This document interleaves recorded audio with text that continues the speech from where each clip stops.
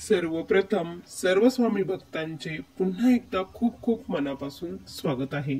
स्वामी भक्तांनो, आज आपण आपल्या चॅनलच्या सबस्क्रायबर असलेल्या एका स्वामी सेवेकरी ताईंचा खूप रोमांचक असा अनुभव बघणार आहोत। चला तर मग ताईंच्या शब्दात या सुंदर अशा अनुभवाला सुरुवात करूया।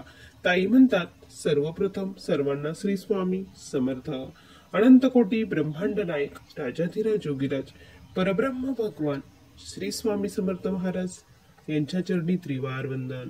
स्वामी भक्तांनो, स्वामी सेवेत आल्यापासून असंख्य असे अनुभव स्वामींनी मला दिले आहेत, पण हातचा जो काही अनुभव मी तुम्हाला सांगणार आहे तो माझ्यासाठी खूप मोठा आहे। अक्षरशः अनुभव सांगताना हात थरथर कापत आहे आणि डोळ्यातून नकळतपणे अश्रूही वाहत आहे। स्वामींची महिमा काय आहे हे मला कळालं आहे। स्वामी कसे मला आपल्या भक्ताला साथ देतात हे देखील आपल्याला कळतं। स्वामी भक्तांनो, आज माझं जे काही आयुष्य आहे मी पूर्णपणे गमावलं होतं, खचली होती, सर्व काही संपल्यासारखं वाटत होतं, पण स्वामीच माझ्या आयुष्यात पुन्हा आशेचा किरण घेऊन आले आणि माझं आयुष्य पुन्हा एकदा नव्याने स्वामींनीच सुरू केलं। स्वामी भक्तांनो, मी प्रदीपदादांच्या मठामध्ये कायम जात असते आणि त्यानंतर माझं जे महिला सेवेकरी ग्रुप आहे त्यामध्ये देखील मी ऍड आहे। असंच काय झालं की आम्ही फिरण्यासाठी औरंगाबाद येथे गेलो होतो। तिथे गेल्यानंतर प्रचंड म्हणजे अशी गर्दी वगैरे होती आणि माझा जो 7 वर्षाचा मुलगा होता तो आमच्याकडून हरवला गेला। आता मुलगा हरवला, कुठे सापडत नव्हता, काय करायचं खूप मोठा प्रश्न पुढे उभा राहिला। कोणाचाच आधार नव्हता, नवीन शहर होतं, कुठे सापडावा सर्वांना विचारत होतो। अक्षरशः मी आणि माझे मिस्टर असं पाणी पळालं होतं। मुखामध्ये स्वामींचं नाव होतं, स्वामींची धावा चालू होता, डोळ्यामधून अश्रू वाहत होते। स्वामी धावा, काहीतरी चमत्कार करा असं म्हणत होते आणि मी महिला सेवेकरी ग्रुपमध्ये ऍड होते। आणि मग मी काय केलं की तिथे सर्वांना म्हणजे हे केलं, मेसेज केला की माझा मुलगा हरवला आहे, मला काहीतरी सेवा पाहिजे आहे। माझा मुलगा हरवून हे होता, वार होता बुधवार, त्या दिवशी मुलगा हरवला दुपारी 1 वाजता। त्यानंतर मी संध्याकाळी फोन केला आणि तिथं फोन केल्यानंतर प्रदीपदादांच्या मठामध्ये कॉल केला तर फोन कोणी उचलत नव्हतं। त्यामुळे काय करावं काहीच कळना, तारक मंत्र आणि हे चालूच होतं, पण काहीतरी सेवा पाहिजे होती।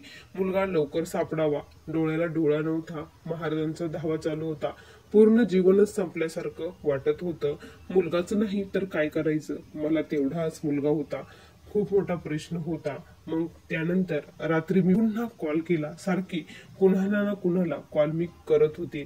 मग नंतर कॉल केल्यानंतर तिथे कॉल उचलला, ताईंनी कॉल उचलला आणि ताईंना मी हंबरून रडू लागले आणि हंबरडा फोडला आणि खूप मोठे रडू लागले। ताई म्हटल्या, शांत व्हा, काय झालं ते सांगा।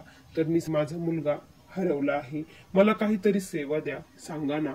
तर ताई म्हटल्या, घाबरू नका, टेन्शन घेऊ नका, मी दादांना विचारून 2च मिनिटांमध्ये पुन्हा तुम्हाला कॉल करते असं म्हटल्या। आणि पुन्हा खरंच 2 मिनिटात मला कॉल आला। ताई म्हटल्या, दादा बोलले की 3 वेळेस कालभैरव अष्टक, 11 वेळेस घोरकष्टम उद्धरम स्तोत्र, 21 वेळेस विष्णू सहस्रनाम बोला आणि तुमचा मुलगा 13 तासाच्या आत तुम्हाला मिळेल असं दादा बोलले आहेत, पण तुम्हाला ही सेवा करावी लागेल, सेवा केली नाही तर मुलगा येणार नाही असं ताईंनी स्पष्ट सांगितलं। मी म्हटलं, एवढीच काय, मी खूप सेवा करायला तयार आहे, मी मरेपर्यंत स्वामींचे दादांचे पाऊल सोडणार नाही, मी काहीही कधीच मागणार नाही, कितीही दुःख येऊ, कितीही अडचणी येऊ, मी कधीच मागणार नाही, फक्त मला माझा मुलगा मिळू द्या, एवढी विनंती मी केली। आणि मग मी जसं सांगितलं होतं संकल्प केला आणि सेवेला सुरुवात केली। रात्रीचे 12 वाजले होते, त्यावेळेस कोणीच नव्हतं, स्वामी आणि मी फक्त होती। सेवा कुठे करावी, घरही नव्हतं, पण आम्ही रूम घेतलेली होती। अक्षरशः स्वामींचा फोटो वगैरे काहीच नव्हता, पर्समध्ये छोटासा स्वामींचा फोटो होता, तो फोटो समोर ठेवला आणि सेवेला सुरुवात केली। सेवा तरी कशी करणार, सोबत काही आणलेलं नव्हतं। मग मोबाईल मध्येच घोरकष्टम उद्धरम स्तोत्र लावलं, एकाग्र चित्तेने ते ऐकू लागली। त्यानंतर कालभैरव अष्टक हे पाठच होतं, त्यानंतर विष्णू सहस्रनाम देखील मोबाईलवरती लावलं होतं. 21 वेळेस म्हणायचं होतं. एवढं करणं मोबाईलवरती शक्य नव्हतं. काय करावं? मिस्टरांचाही स्वामींचा धावा मिस्टरांचाही चालूच होता. सकाळचे पाठीचे 4-5 वाजले असतील आणि तरी माझी सेवा ही झालेली नव्हती. मला सारखी मुलाची काळजी वाटत होती. माझं बाळ कुठे असेल, कसं असेल, काय करत असेल, कोणी नेलं असेल, काय झालं काहीच कळत नव्हतं. स्वामींना एवढंच म्हणत होती, स्वामी त्याच्या रक्षणासाठी धावून जा, त्याला माझ्यापर्यंत तुम्हीच घेऊन या, एवढंच करा, असं मी स्वामींना सारखी बोलत होती. त्यानंतर काय झालं की सकाळी मला असे वाटलं की माझ्याकडून ही सेवा होणार नाही, कारण आम्हाला पोलीस कंप्लेंट करायला जायचं होतं. त्यानंतर मुलाचा शोधही घ्यायचा होता आणि मग कसं मी ही सेवा करणार. त्यामुळे मी महिला सेवेकरी ग्रुपला मेसेज टाकला की माझा मुलगा हरवला आहे. दादांनी ही सेवा दिली, पण माझ्याकडून ही सेवा काही होत नाही. विष्णू सहस्रनाम कोणीतरी करा आणि मला संख्या सांगा, असं मी म्हटलं. आणि खरंच त्यातील ताई खूप चांगल्या आहेत. त्या सर्वांनी माझ्या बाळासाठी खूप सेवा केली आणि लवकरात लवकर विष्णू सहस्रनाम 21 वेळेस कंप्लीट झालं. दुपारचा 1 वाजला. दादा बोलले होते की 13 तासाच्या आत मुलगा मिळेल म्हणून मी फोन केला आणि म्हटलं की 13 तास पलटून गेले दादा, मुलगा काही सापडला नाही. दादा बोलले की मुलगा सापडलेला आहे. असं मी दादा म्हटले, पण हे कसं शक्य आहे? दादांना म्हटलं, नाही दादा, मुलगा तर सापडलेलाच नाही, आम्ही त्याला शोधत आहोत, आम्ही पोलीस कंप्लेंटही केली आहे. तर दादा म्हटले, काळजी करू नका, मुलगा सापडला आहे.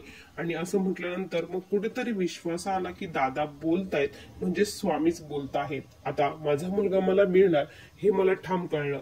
मिस्टरांचा विश्वास नव्हता. मिस्टर म्हणायचे, अगं त्यांच्यावरती काय विश्वास ठेवत बसली, हे काय तू करत आहे, काय करायचं आपण, तूच सांग आता. तर मी म्हटलं, तुम्ही घाबरू नका, स्वामी आहेत, भिवू नकोस, मी तुझ्या पाठीशी आहे. या वाक्याची प्रचिती स्वामी आई मला नक्की देणार आणि माझा मुलगा मला परत स्वामीच मिळवून देणार. आता कोणीच मिळवून देणार नाही. दादांचा शब्द आहे म्हणजे स्वामींचा शब्द आहे, असं मी मिस्टरांना बोलली. आणि हा विश्वास बघून मिस्टरांनाही थोडा धीर आला. मग आम्ही घरी गेलो. घरी गेल्यानंतर असे मग गुरुवारचाही दिवस गेला, शुक्रवारचा दिवस उजेडला, तरी काही मुलाचा पत्ता नाही. शोध चालूच होती, पोलीसही शोधत होते. आणि त्यानंतर मग आम्ही तिथे जवळ आसपासच्या गावामध्ये बघावं म्हणून गेलो आणि देवगड या ठिकाणी आम्ही बघत गेलो. तिथे गेल्यानंतर देवगडला माझा मुलगा तिथे एका झाडाखाली बसलेला होता.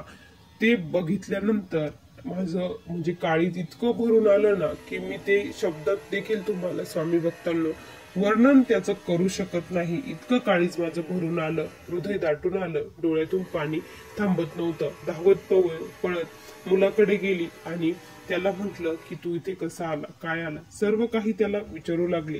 त्याला हृदयाशी घेतलं. त्यावेळेस माझा शांत झाला आणि त्यानंतर तो म्हटला की आई, मी इथे कसा आलो मलाही माहित नाही, मी कुठेतरी म्हणजे असं पडलेलो होतो आणि त्यातून मी इथे मलाच माहित नाही. इथे आल्यानंतर एक आजोबा माझ्या जवळ होते म्हणे, त्यांनी मला खायलाही दिलं म्हणे, इथं खायला आणून दिलं आणि मी खाल्लं पिल्लं. ते मला म्हणत होते, बाळा इथेच थांब, इथून कुठेही जाऊ नको, तुला इथेच तुझे आई वडील मिळतील, बघ तू, असं ते मला वारंवार सांगत होते. मी म्हटलं, ते आजोबा कुठे आहे, मला त्यांना भेटायचं आहे. त्यांनी माझ्या बाळाचा सांभाळ केला आणि त्याला इथेच थांबून धरलं. तर ते मग आम्ही, तो मुलगा म्हटला इथेच होते, पण तुम्ही येण्यापूर्वीच ते गेले आणि मला सांगून गेले की तू इथे थांब म्हणून.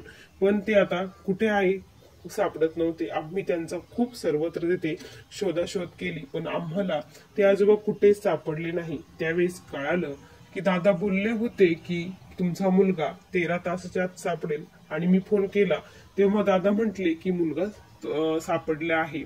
त्यावेळेस कळालं की मुलगा हा स्वामींजवळ होता. स्वामींनी त्याला घेतलं होतं, हाताला धरून घेतलं आणि स्वामींनी त्याला माझ्यापर्यंत पोहोच केलं. त्याच्या सोबत प्रत्यक्षात स्वामी महाराज आले होते, थांबले होते. हे कळाल्यानंतर मला काय करावं तेच कळाना, स्वामींचे कसे आभार मानावे तेच कळाना. माझा गेलेला मुलगा पुन्हा सापडला म्हणजे माझं गेलेलं जीवन पुन्हा जगण्याचा मार्ग स्वामींनी मला दाखवून दिला. स्वामी भक्तांनो, खरंच या जगामध्ये अशक्य जे शक्य कोणी करणार आहे ते फक्त आणि फक्त स्वामी आहे, आई आहे. आज जर मी स्वामी सेवेत नसते, स्वामींची सेवे घरी नसते, तर आज माझा मुलगा मला कदाचित मिळाला नसता. त्यानंतर मग आम्ही घरी गेलो, मुलाचा बर्थडे वगैरे केला, केक आणला आणि त्याला जे काही मनपसंत होतं ते सर्व केलं आणि स्वामींना वचन दिलं की यानंतर मी कधीही तुमच्या चरणापासून लांब जाणार नाही आणि तुमची अखंड या श्वासात, जीवामध्ये श्वास आहे तोपर्यंत तुमची सेवा करेल, तुम्हाला कधीही काही मागणार नाही, असा शब्द दिला. आता यानंतर स्वामी खूप परीक्षा बघणार आहेत आणि माझा शब्द मी पाळते की नाही हेही बघणार आहे, हे मला माहित आहे. पण मी स्वामींवरचा विश्वास कधी डगमगू देणार नाही. कुठलेही संकट येऊ द्या, स्वामी तुम्ही आहात हे मला माहित आहे, त्यामुळे काळजी कसली.